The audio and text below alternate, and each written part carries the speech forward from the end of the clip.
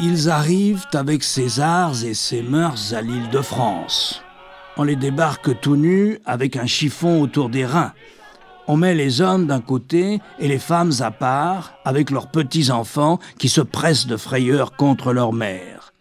L'habitant les visite partout et achète ceux qui conviennent.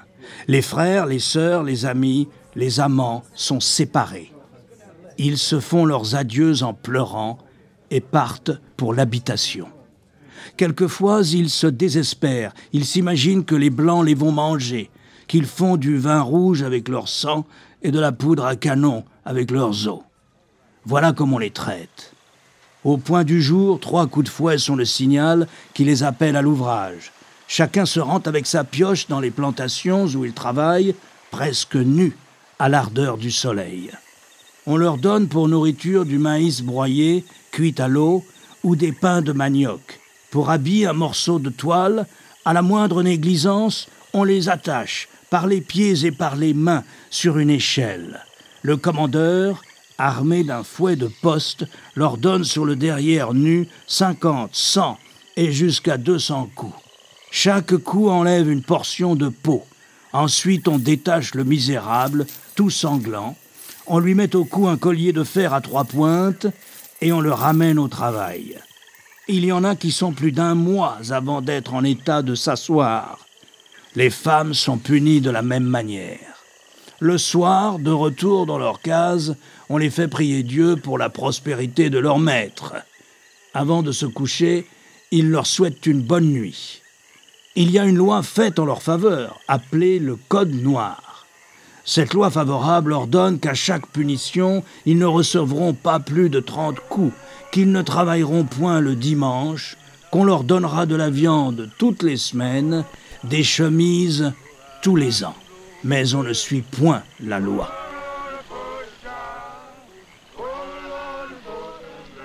Observation de Bernardin de Saint-Pierre dans Voyage à l'île de France, à l'île de Bourbon, au cap de Bonne-Espérance, 1769. Ce texte est un fragment de ce que pouvait être la vie des personnes esclavisées dans les colonies françaises. Édouard Glissant écrit « Les colons ont laissé les vestiges qu'ils ont voulus. Peu de récits d'esclaves sont consultables, et en particulier en France. Et la plupart des autobiographies de personnes esclavisées sont le fait d'affranchis américains. Que sait-on vraiment de la vie des esclaves ? De ce monde où votre enfant peut disparaître sans que vous ne sachiez jamais ce qui lui est arrivé. Imaginez le traumatisme qui en découle pour les personnes concernées et les générations suivantes. De ces histoires personnelles et tragiques, on ne sait que peu de choses, sinon des vérités partielles. L'Empire français colonial n'apprend à ses esclaves ni à lire, ni à écrire. Leur parole est tue, oubliée. On l'a vu dans le premier épisode de ce podcast, l'esclavage français est surtout raconté du côté des colons, puis des libérateurs. À quoi ressemblait le quotidien de ces personnes arrachées à leur terre natale pour être envoyées à l'autre bout du monde ? Quel drame les attendait dans les colonies françaises ? Les Mémoires vives, épisode 2, fragments de vie d'esclaves. Pour entendre la voix des esclaves, une source est particulièrement intéressante, celle des affaires judiciaires, c'est-à-dire des procès intentés aux maîtres par les esclaves ou aux esclaves par les maîtres. En mars 2005, les archives concernant l'affaire Furcy sont mises aux enchères à l'hôtel Drouot. Elles relatent le plus long procès jamais intenté par un esclave à son maître, 30 ans avant l'abolition de 1848. Dans les documents, des lettres manuscrites, des comptes rendus d'audience, des plaidoiries. C'est poussiéreux, mal ficelé et mal rangé, explique le journaliste Mohamed Aïssaoui dans son ouvrage « L'affaire de l'esclave Furcy ». Il y raconte que ces archives n'éclairent que très partiellement la personnalité de Furcy et qu'il a éprouvé le désir fort, nécessaire et impérieux de le retrouver, de le comprendre et de l'imaginer aussi. Parmi les documents qu'il a réunis, on trouve cette lettre de Furcy. Elle est destinée à l'ancien procureur général de l'île Bourbon qui a accepté d'aider l'esclave à entamer une procédure judiciaire contre son maître. Vous le savez plus qu'un autre, monsieur. Si j'avais, et si j'ai encore des droits à réclamer ma liberté, vous m'encourageâtes dans mes demandes, vous me protégiez. J'allais respirer l'air de la liberté, vous partîtes, je suis esclave. On n'a pas voulu me laisser le droit de choisir mon avocat, et en voyant celui que la cour m'a désigné, celui de mon adversaire, je devinais mon sort. C'est donc à vous que je m'adresse comme au seul homme qui daignait s'intéresser à moi. C'est depuis l'île de Maurice que je vous fais entendre ma voix pour vous demander si, fils d'une indienne libre qui avait séjourné en France, je puis être compté au nombre des esclaves sans qu'on viole toutes les lois, toutes les institutions qui font la sauvegarde du pays que vous habitez, dont je suis moi-même, car je suis né d'un colon français et je suis fils d'un Français de naissance. En attendant une réponse, que je demande non à votre bonté, que je connais bien grande, mais à votre justice, permettez à un homme, dans les fers de la servitude que vous seul pouvez faire tomber, de vous assurer de sa respectueuse et éternelle reconnaissance, Furcy. En 1843, 26 ans après ses premières démarches et 5 ans avant l'abolition de l'esclavage, Furcy est déclaré libre. Il n'aura cessé de vouloir faire entendre son histoire, son point de vue, ce que transmet parfaitement le journaliste Mohamed Aïssaoui dans un ouvrage en langue française aussi rare que précieux.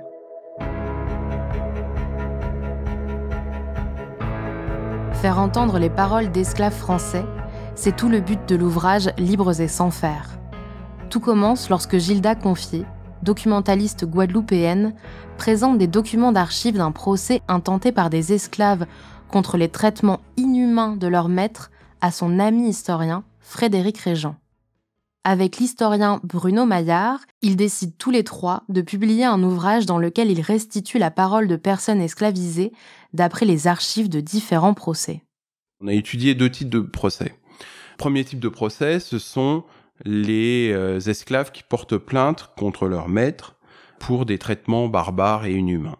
Frédéric Régent, maître de conférences et directeur de recherche à Paris 1 Panthéon-Sorbonne et à l'Institut d'histoire moderne et contemporaine.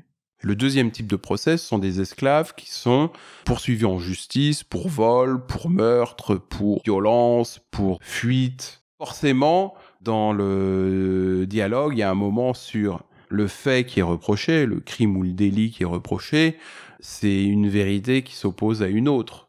C'est la parole du maître qui s'oppose à la parole de l'esclave. C'est la parole du juge qui s'oppose à la parole de l'esclave.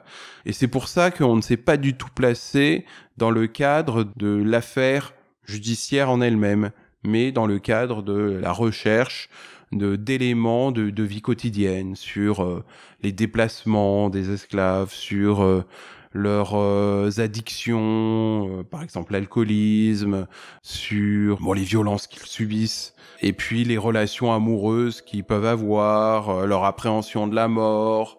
L'ensemble de ces éléments ont été évoqués dans l'ouvrage. La valeur moyenne d'un noir dans la force de l'âge et attachée à la culture, un noir de pioche, était de 1500 à 2000 francs. On estimait sa journée de travail à 1,50 franc. Il recevait 975 grammes de riz ou 1 kg de maïs ou 2 kg de manioc pour sa nourriture quotidienne, cela valait 30 centimes. Il s'habillait avec une chemise, un pantalon de toile bleue ou une jupe de même étoffe. Il commençait à travailler à 5 heures du matin, déjeunait à 8 heures, dînait à midi et soupait à 19 heures. La durée totale des repas était fixée à 2 heures. Les Noirs prennent peu le sommeil. À Bourbon, la vie est uniforme. Il n'y a guère plus de différence entre les jours qu'entre les saisons. Cette monotonie d'existence n'est pas contraire à la santé, mais elle donne le malaise de l'ennui. Extrait de l'Atlas national Migeon, partie concernant l'île Bourbon, notice rédigée par Ernest Poiret, 1842. Ce qui m'a le plus marqué, déjà, c'est la procédure en elle-même. Frédéric Régent.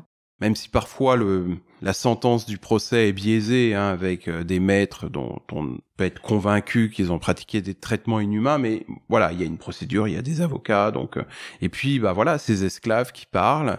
Alors voilà, on a tout type de témoignages. On a l'esclave résigné, abattu, qui tremble, qui est décrit comme ça dans la source, et puis certains esclaves qui s'affirment, qui défendent leur humanité, leur personnalité. Aussi des esclaves qui sont au service de leur maître, comme les commandeurs, dont certains abusent du pouvoir qui leur est conféré par leur maître. Enfin voilà, c'est vraiment la complexité de cette société. Puis ce que l'on voit aussi, c'est que les esclaves ont faim. Ils se plaignent souvent de pas être nourris. Beaucoup d'affaires sont des vols de poules, de canards, des vols d'aliments. Aussi, l'extrême violence. Parfois, je pensais que des fois dans les romans, les gens exagéraient, mais finalement, quand on voit ces sources, c'est pire que tout. C'est là où on voit à quel degré de perversité l'humanité peut parvenir, et donc lorsque une personne a un pouvoir qui en théorie est limité, mais en pratique est illimité, peut faire aux autres, c'est abominable, quoi. Si des esclaves sont poursuivis pour marronnage ou vol, il arrive que parfois, les maîtres passent eux aussi devant la justice pour mauvais traitement envers leurs esclaves. Vous allez entendre une audition devant la chambre correctionnelle de la Cour royale de Basse-Terre, en Guadeloupe. Celle du commandeur Louis, dont la mission était de faire régner l'ordre et d'exécuter les châtiments corporels au nom de son maître Monsieur Valentin, et d'Adeline, qui témoigne des punitions particulièrement cruelles pratiquées sur son enfant Réville. Ce qui se joue ici, c'est la banalité de la violence exercée par Louis, à qui il paraît normal de châtier des enfants. Louis, avez-vous quelquefois châtié Réville ? Oh oui, très souvent. Réville est un méchant petit sujet. Il vole des ignames, des bananes, des cabris. Oh oui, j'ai bien piqué, j'ai bien fouetté. Voyez-vous, monsieur, quand les nègres sont petits et qu'ils font des méchancetés, il faut bien les piquer pour leur empêcher de devenir de mauvais sujets. Réville, je l'ai piqué ferme, le petit coquin. Il cassait des cannes. Je lui ai déclaré que s'il continuait, je lui ferais manger des cochonneries. Je comptais lui en faire manger, pour bien lui faire sentir qu'il faisait mal, hein. Monsieur, c'était devant la porte de la sucrerie pour la première fois. Car la seconde fois, je crois que c'était près de la Chaudière à Rome. Louis, d'après ce que j'ai vu, a fait 2 fois devant moi manger de la merde à mon garçon. Il le battait même, pour le forcer à en manger. Il l'avait amarré à une échelle. C'est faux! Jamais je n'ai amarré votre garçon. Oui, je l'ai piqué. Bien piqué, fouetté. Mais parce qu'il l'avait mérité. Parce qu'il faut corriger les mauvais sujets. Quand je l'ai piqué, je ne l'ai pas amarré à l'échelle. Je l'ai seulement amarré par terre, à 2 piquets.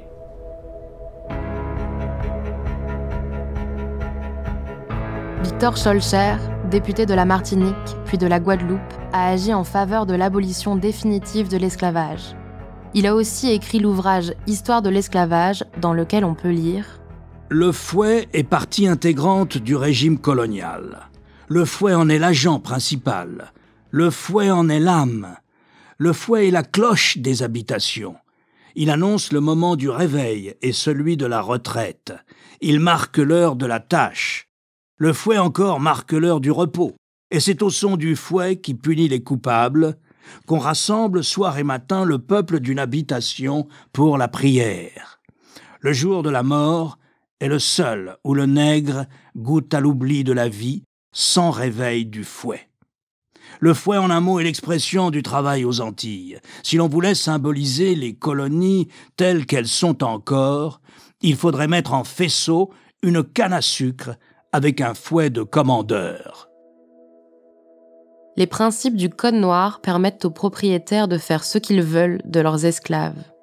Les forcer à travailler, les châtier, les tuer. Les personnes esclavisées ne sont plus que des objets offerts au désir des maîtres. Hommes, femmes, enfants, tous peuvent être victimes de violences sexuelles.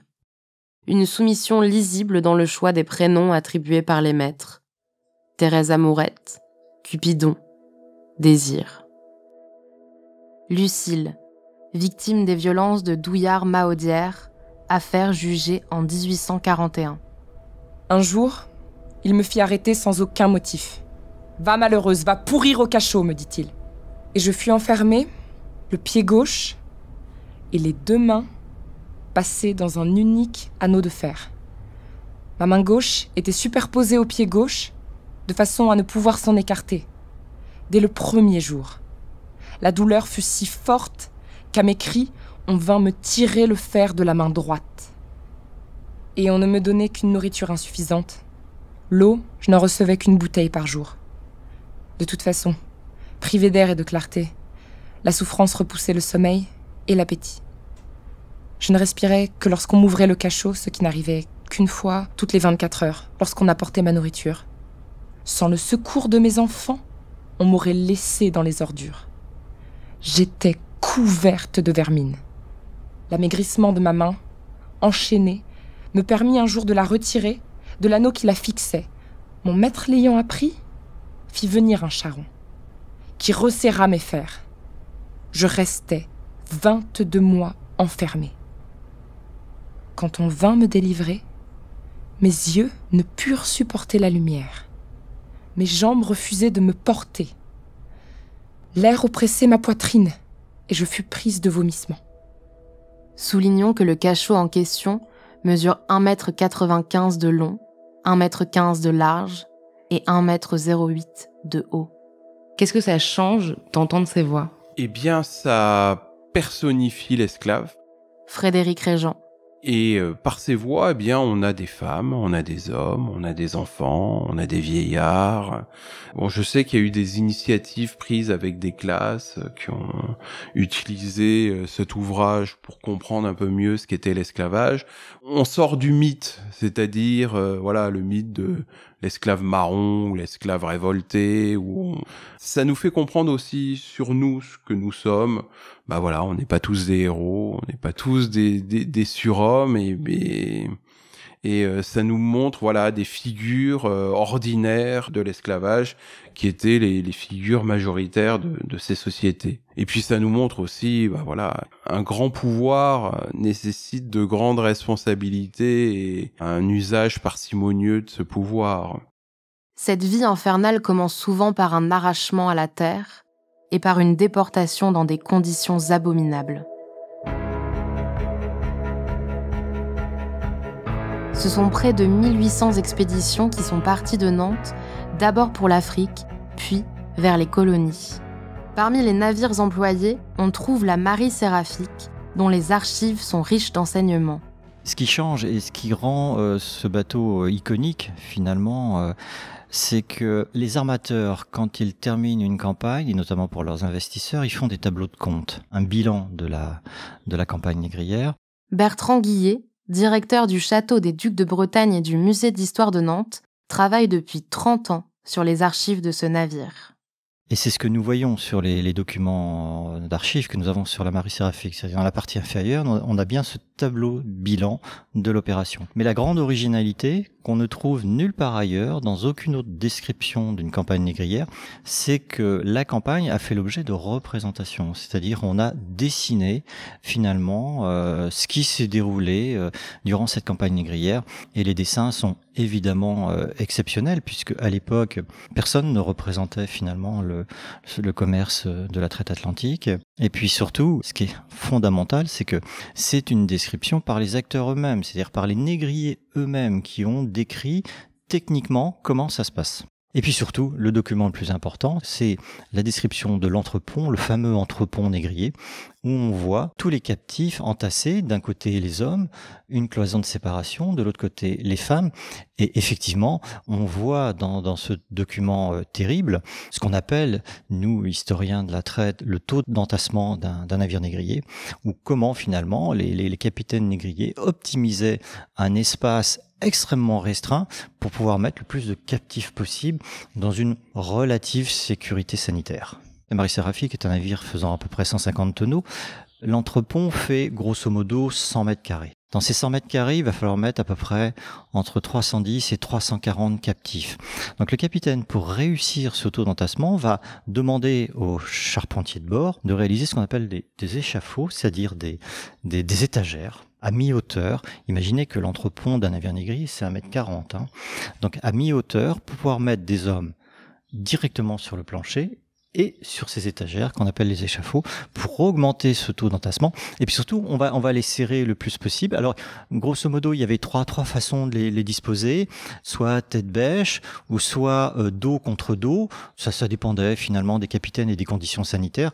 Ici, on a un entassement plutôt qui ressemblerait à dos contre dos, avec les hommes qui sont menottés aux pieds, et puis les femmes qui sont, elles, libres, n'ont pas de circulation puisqu'elles sont quand même dans un espace extrêmement restreint. Pendant 2 mois, ces personnes mises en esclavage voyagent comme ça dans l'entrecale, ou est-ce qu'elles peuvent avoir accès à l'extérieur ? Déjà, ce qu'il faut imaginer de la vie d'un captif à bord d'un navire négrier, c'est que la campagne d'achat peut durer entre 2 et 6 mois. Donc le premier captif acheté peut rester déjà à bord du navire entre 2 et 6 mois avant de faire les 2 mois de la traversée.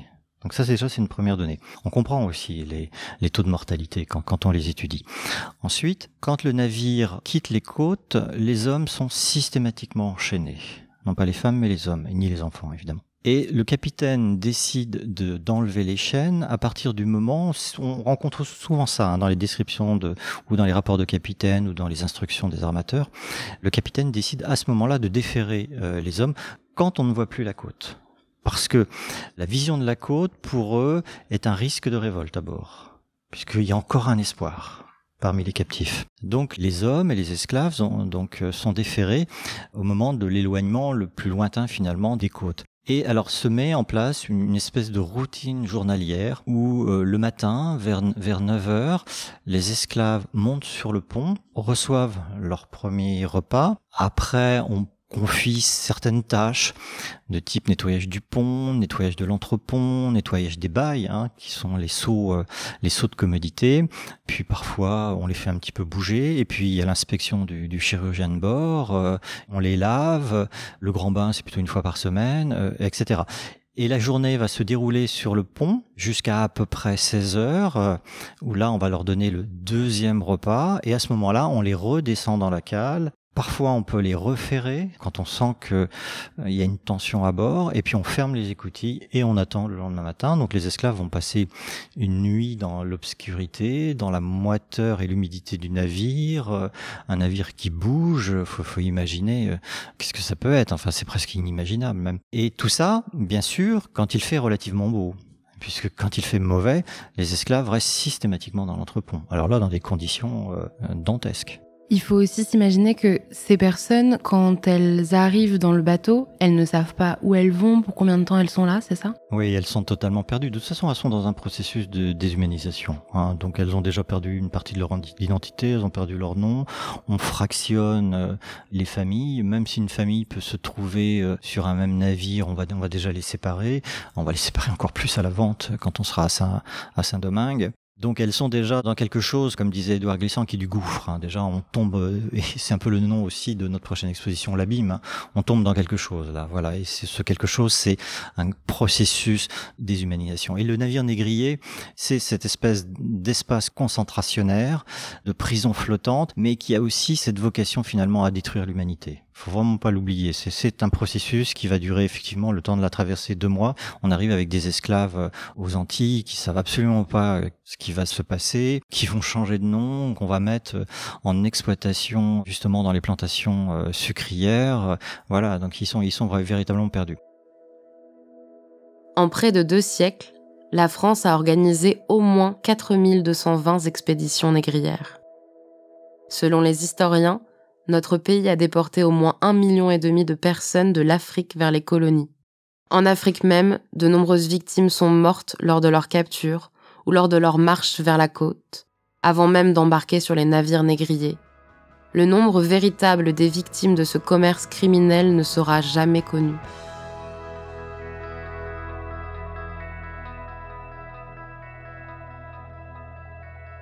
C'était Les Mémoires vives, un podcast du Musée d'Histoire de Nantes écrit par Nina Pareja et Christophe Caron, réalisé par Aurélie Rodriguez et produit par Slide.fr.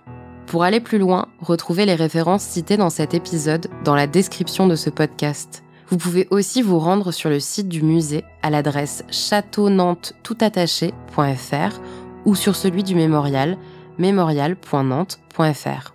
Retrouvez tous les épisodes sur Slate Audio ou sur vos plateformes de podcast préférées. Lecture: Alain Frachon, Lucas Désiré, Julie Ega, René Pareja.